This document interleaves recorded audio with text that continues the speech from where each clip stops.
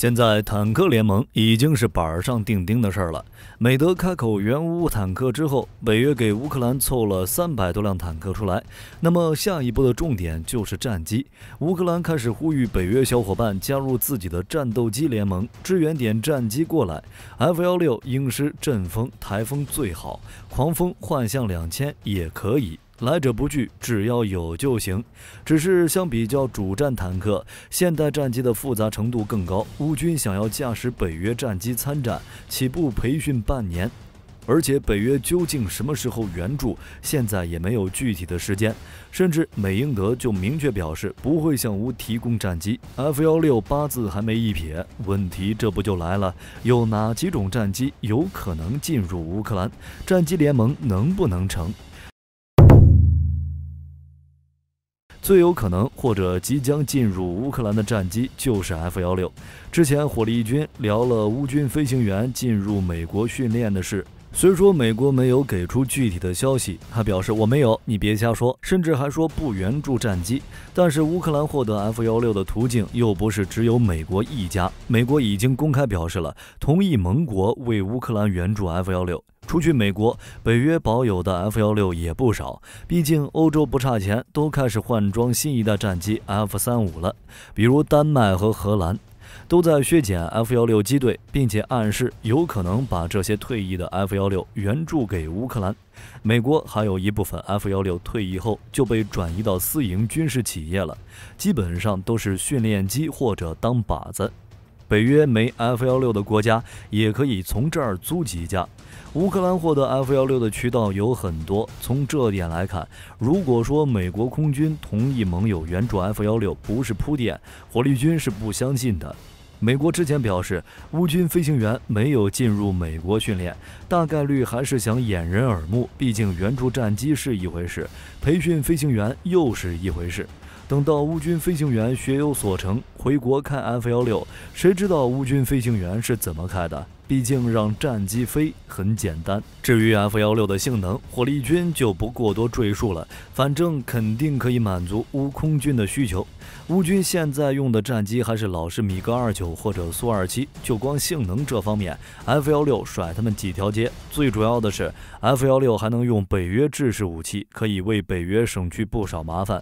之前为了找乌军老式战机用的武器，北约费了不少功夫，甚至为了发射美制哈姆反辐射导弹，还要改装米格29。等到之后主力换装成 F-16，最起码北约不用发愁机载武器，库存里的导弹随便拿点就行。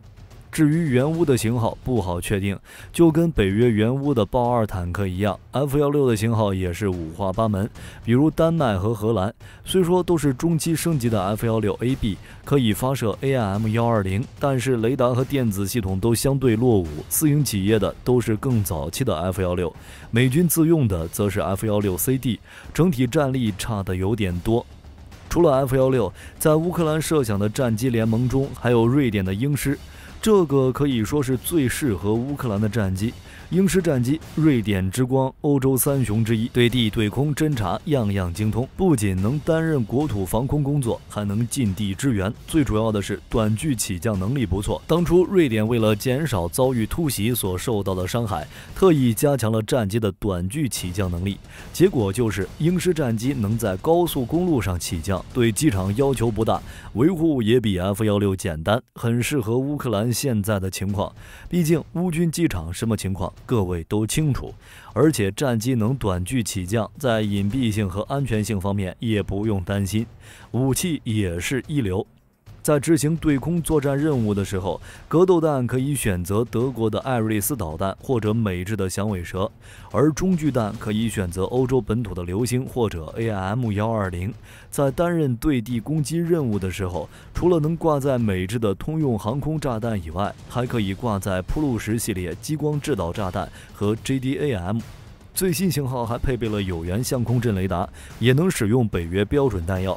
当然，阵风和台风也不能少，同为欧洲三雄，哪有只提英狮的道理？现在乌克兰正在跟法国讨论援乌战斗机的事宜，最想要的自然是最先进的阵风、有源相空阵雷达、先进的电子保护系统，加上流星空导弹、AM-39飞鱼反舰导弹以及 Scarlett 1G 巡航导弹等武器，可以暴揍俄军大部分战机。另外，法国刚退役没多久的幻影2000C 也是乌克兰的候选名单，台风狂风也是。只是想要是一回事，别人给不给就不好说了。就比如德国刚援助完坦克就表示，各位不要加入对乌共舞的竞争，不要援助战机。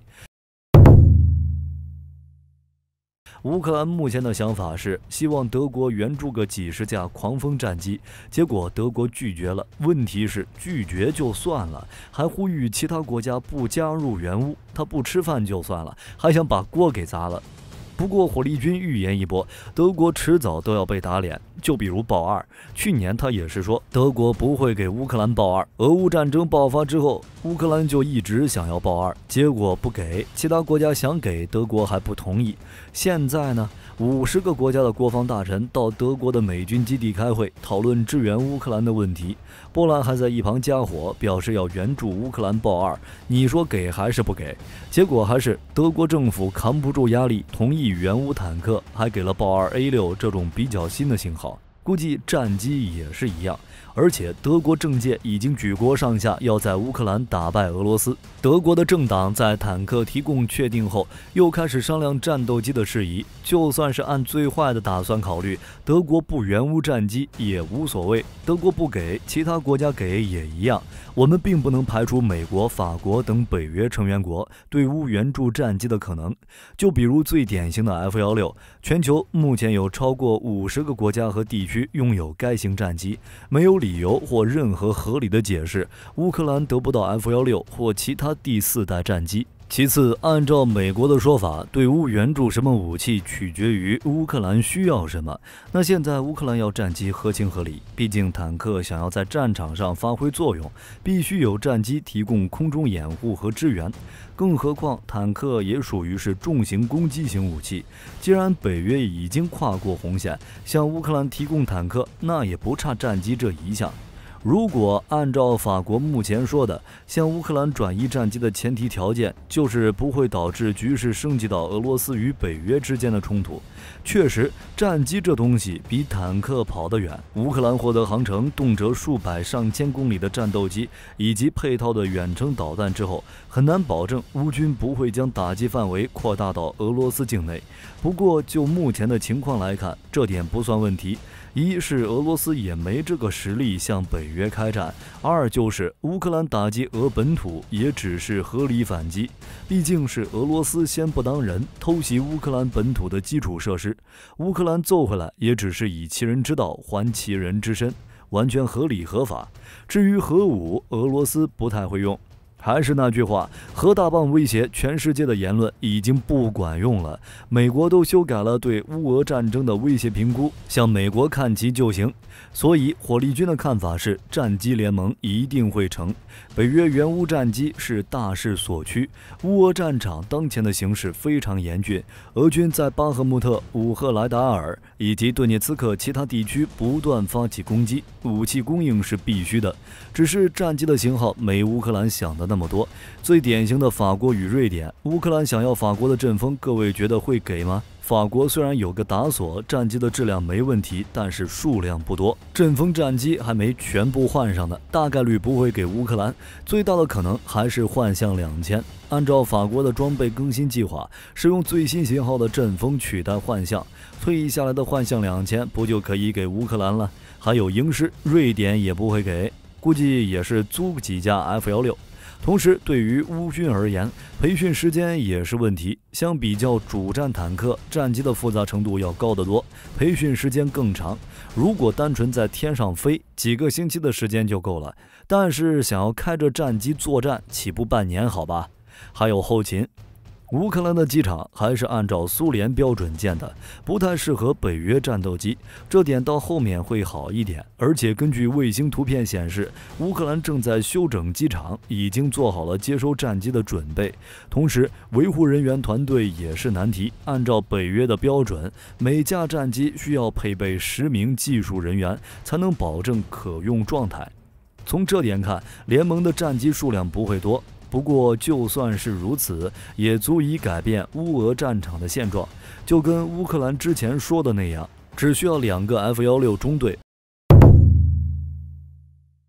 乌克兰的战争目标是解放被俄军占领的领土，包括2014年被吞并的克里米亚。组成坦克联盟之后，地面部队的推进效率确实加强了。在这种情况下，必须有空军的支持，要不然坦克就白援助了。虽说乌克兰的防空能力比之前强了不少，可以全天24小时监视俄军战机、导弹和无人机，但是俄罗斯战机还是能在前线附近进行轰炸。毕竟这些防御系统保护的是自己所在位置的特定区域。不过有了战机之后，这个保护区域就能扩大至战机的作战范围。当然，除了监视和防御攻击之外，战机还能为地面部队提供空中支援，打击俄军的七寸，摧毁俄军的补给线、集结地、燃料库和战略目标。就比如海马斯刚进入乌俄战场的时候，到处炸俄军的补给库，但现在少了很多，原因也很简单，俄军被炸出经验了，把补给库布置在海马斯的射程之外。不过有了战机之后，无论弹药库怎么跑都没用，它还能有战机跑得远？至于俄罗斯的反应，火力军的看法是置之不理。北约援乌坦克之后，俄罗斯还是那老一套，警告表示俄罗斯会使用更强大的武器应对，跟没说一样。而且俄罗斯现在也知道自己不行，想要和谈了，承认乌东四地和克里米亚的公投结果，以及制定新的国际规则。第一个要求很好解释，俄罗斯要确定到手土地的归属。第二个要求就比较宽泛了，不再强制要求乌克兰不得加入北约，也不再坚持乌克兰去军事化。从这方面来看，俄罗斯已经知道自己战事不利，准备捞好处走了。只是普京想的有些理所当然了，拿地走人怎么可能？就单说这个去军事化，火力军一直说乌军武器装备北约化，意思就是因为乌俄战争，乌克兰的军事实力已经上了 N 个台阶，这个已经是既定的事实。俄罗斯坚持或者不坚持毫无意义。其次，承认乌东四地的公投结果，想都别想了。就单说一个赫尔松，俄军还有控制权吗？总的来说，乌俄双方的和谈底线还相距甚远，不可能在短期内达成协议。战争如何收场，还是看春季攻势的结果。如果俄罗斯获得成功，确实有机会争取一个强势的条件，反之条件会更倾向乌克兰。这也是为什么北约会在这个时间点组建坦克联盟，就是为了加强乌军实力，在春季争夺战场优势。战机联盟也是同理。好了，本期视频到这儿就结束了。各位认为乌克兰能不能组成战机联盟？欢迎在视频下方留言评论。如果内容有不对的地方，也可以在下方指正。我是火力军，下期见。